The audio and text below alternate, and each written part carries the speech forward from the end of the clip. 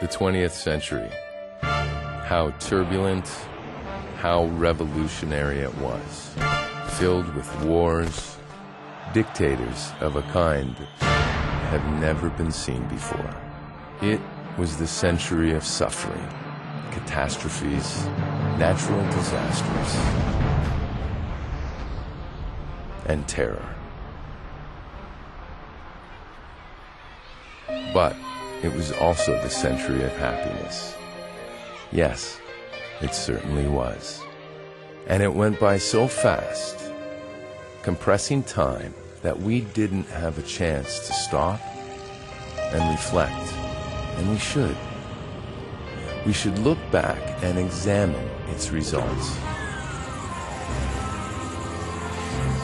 to understand what is in store for us at the end of this swift yet arduous journey.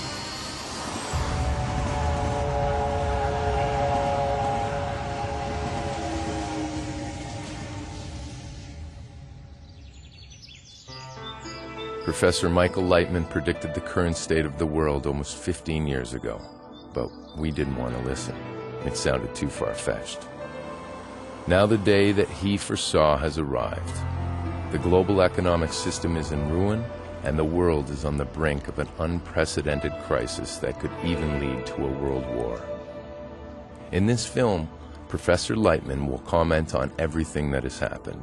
Then, he will draw his conclusions and propose a solution, the only solution he considers possible.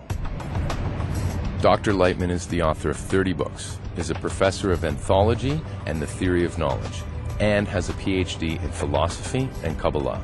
He is the founder and head of the International Kabbalah Academy, a member of the World Wisdom Council, and is the last in the line of Kabbalists spanning more than 5,000 years.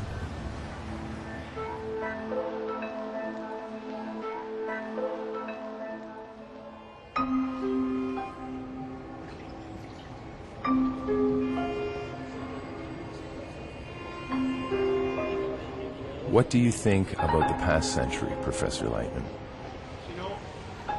It was an amazing century that by its end finally made humanity ask the essential questions about the meaning of life. In the 20th century, people began to feel increasingly uncomfortable. They were beginning to ask questions they had never even pondered, such as, what am I doing in this world? Why was I born? What will happen tomorrow? What will happen in an instant? Where is my life headed? Is it destiny? God? When do we ask ourselves such questions? Only when we suffer. People have experienced a lot of suffering in the 20th century. It was a period that battered humanity and drove it to an impasse.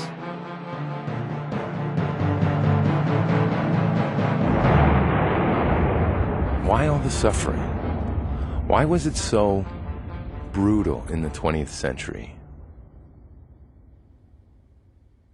And why aren't you answering? Because we have very little time left, and we're being warned about it. What do you mean? A great disaster is approaching. It's been predicted. Only a handful of people may survive, and they will eventually achieve all that humanity is still refusing to achieve. It could happen in an instant. We've already seen how such things can happen.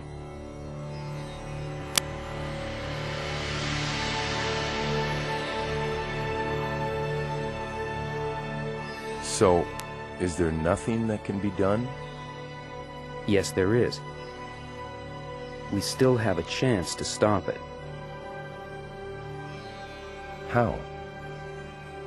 By our finally realizing what we're living for and acting on that realization.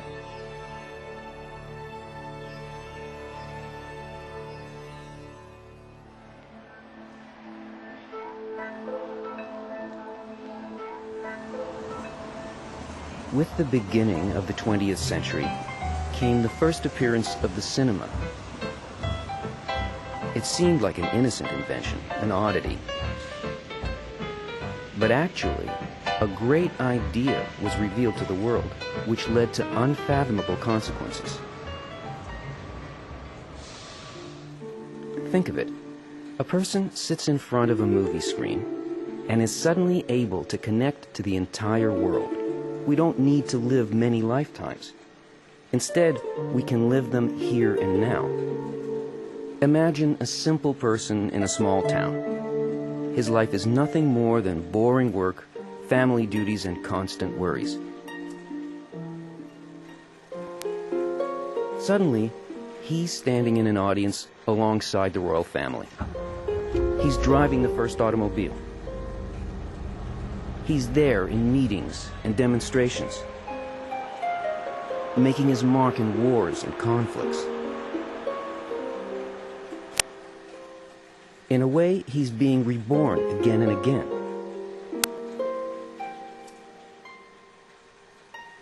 Cinema allows us to identify completely with the characters on the screen. With the arrival of cinema, and then later on television, and after that the internet, the whole world and all of its agonies and pleasures seem to be within us.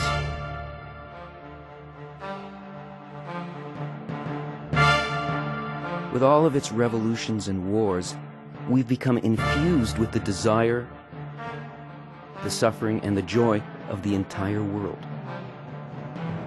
All this happened within the span of a single human lifetime. And all these inventions are intended to help us feel one another. No matter how distant and alien, to feel, to understand, and to love.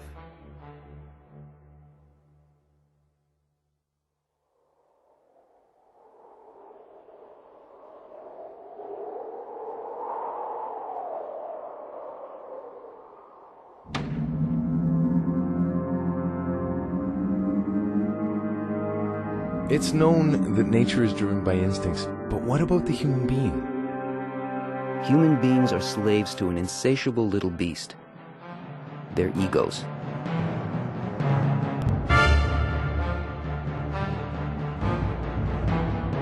The frightening part is that this beast is impossible to satisfy. The 20th century is a stark example of that.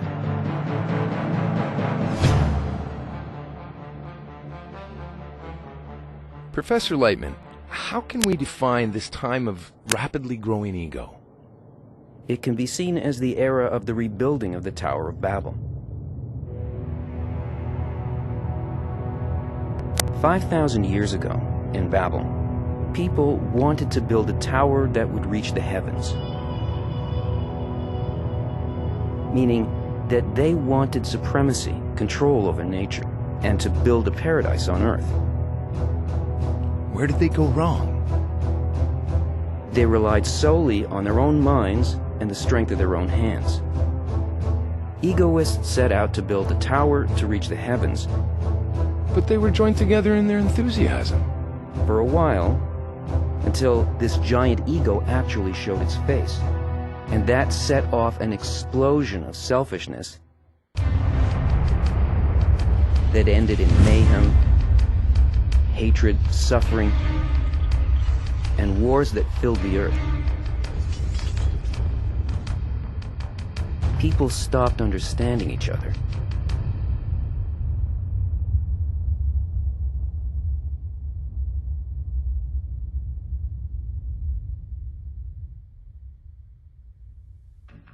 And they ended in total isolation.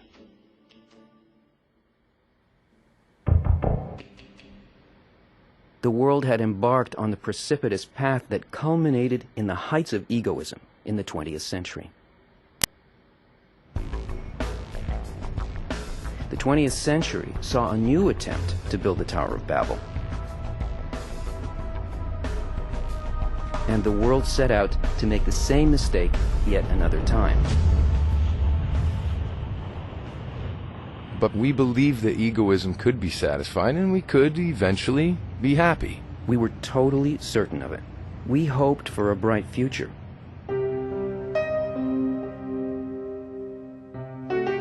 And in this expectation, we began exploring space.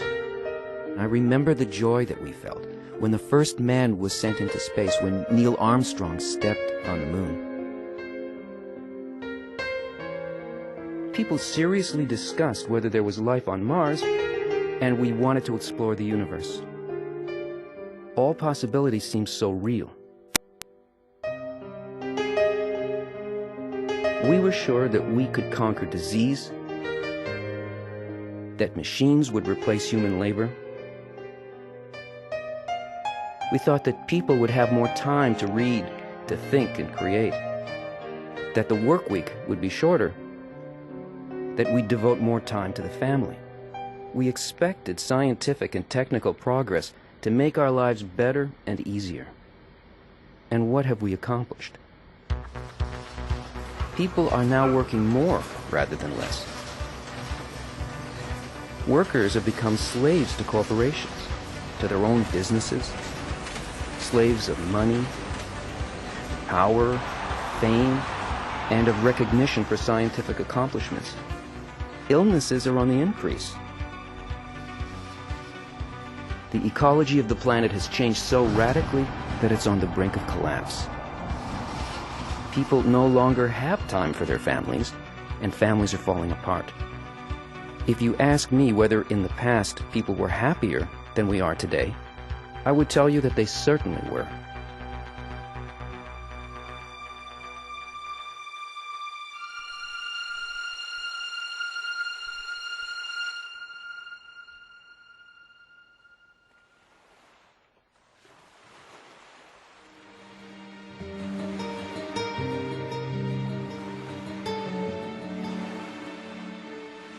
There is a law that surrounds us, the law of balance and harmony,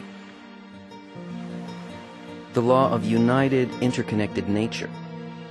How can we continue to exist when we're opposite to that law? It's impossible. The sooner we realize it, the less we'll suffer. If we don't, we'll get negative feedback, correcting us more forcefully and harshly all the time until we agree to be happy and to live by the higher law of equality, brotherhood, unity, and love.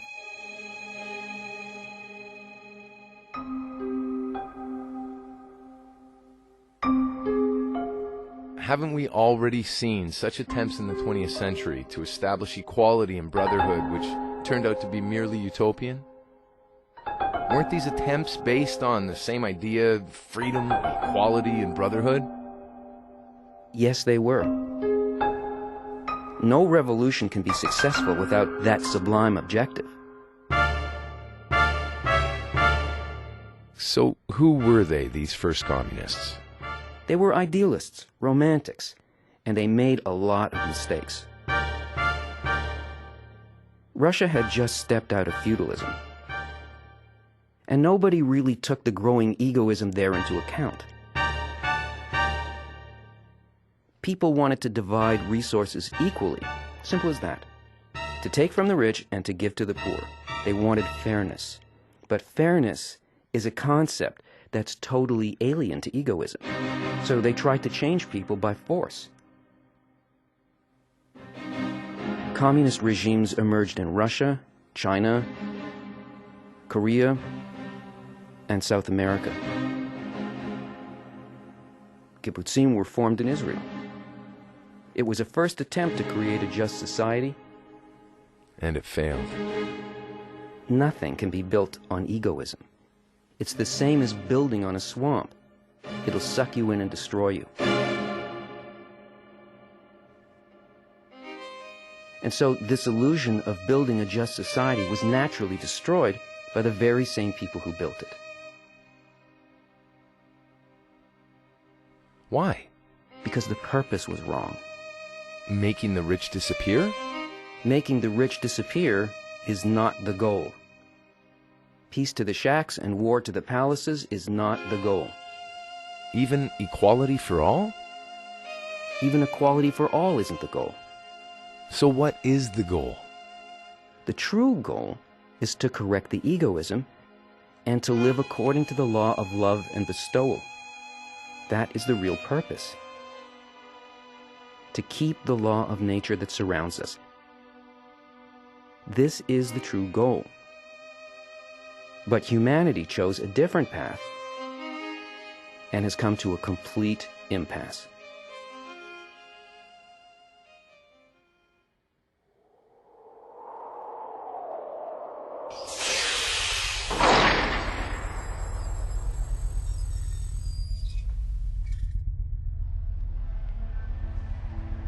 An impasse is a wonderful thing. Why? Finally, you can stop and think. And a lot of questions come to mind. How did we arrive at this dead end? Is there a way out? And the most urgent question of all, can we even survive this? We need to come to an impasse, because it makes us realize that it's the ego that brought us into it. There were people who were trying to tell us just that. They were screaming, they were begging humanity to take a better look at itself, to stop before it's too late. But their words fell on deaf ears. What is happening now bears a striking resemblance to the past. An impasse, a crisis of unprecedented proportions. What may follow is the threat of mass destruction of humanity. We didn't listen to their call in the past, but it's crucial that we hear it now. We're on the brink of an abyss. Everyone's saying that, but we still have a chance to prevail over the ego.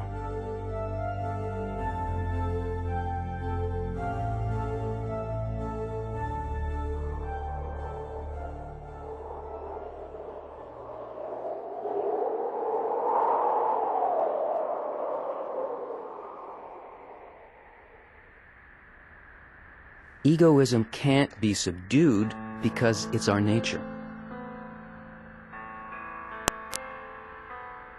You can't argue with your ego. It can't be convinced by arguments or sermons. You can't bribe your ego because it can never be satisfied. Does that mean that there is no way out? What can be done with it? You can only correct the ego, transform it. You can do it. Nature itself shows us how. Look at this peaceful and happy picture. A mother and a child. The more pleasure this mother gives to her child, the more pleased she feels. If only the whole world was like this, experiencing happiness through the happiness of another. May love bind us and bond us. But is it possible? We won't survive if we don't.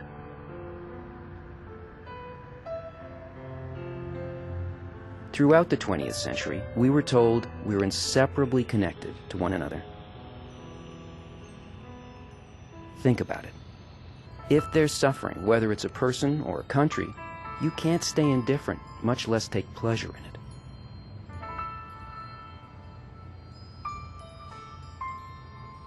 This is because we are one body, one organism living according to a single law. The law of whole living bodies, the law of universal love. If we breach this law, we will be punished. And right now, everything we're doing goes against this law. We're choosing to live according to the law of destruction, the law of egoism. But there is no such law in nature. Don't you see? There's only one law. The law of love. The law of one organism. And this will repeat as many times as necessary. More than 7 billion cells inside of us live with the sake of each other in mind. Individually, each cell is egoistic. But to survive, each and every cell knows that it has to unite. The organs of the body don't serve their own needs. They serve the whole body. That's how every organism works, because that's the principle of life, and it's obeyed by every organism in nature. The law of absolute bestowal and love and inseparable connection, because this law rules everything, the entire universe, inanimate and living, everything. Each of us is one out of 7 billion particles in a giant and united organism called our world. If we don't want to be forced to realize it, then let's do it today. What should we do? We need to charge all media, advertising and education is the most important, with the task of planting a small thought in people's minds that they are a part of a common organism and that a higher law of love surrounds us. Because thought is the most potent weapon. If human thought would only focus on how to learn love, if we would keep returning to that thought, trying to live in it, never leaving it, everything would change in an instant. With a passionate desire to love as our constant thought, we would draw that law upon us and make it affect us. And that higher law of love would help us. It would surround us and hold us like a mother wrapping her child in her arms. It would start to change us, making us similar to it. Why? Because we wanted to unify with it. And that's the secret. We accepted it. And for the first time, we wish to unify with it, to heed its call. This will be unprecedented in human history and will bring us its sudden positive impact. We'll see that the world around us is friendly, that an act of love doesn't consume energy, it creates it. We will finally realize what love actually is. The readiness to care for another person's well-being and to serve another and not oneself. This is love. But we have to hurry now and urgently run to become happily and truly loving and loved. In this lifetime, we must do it.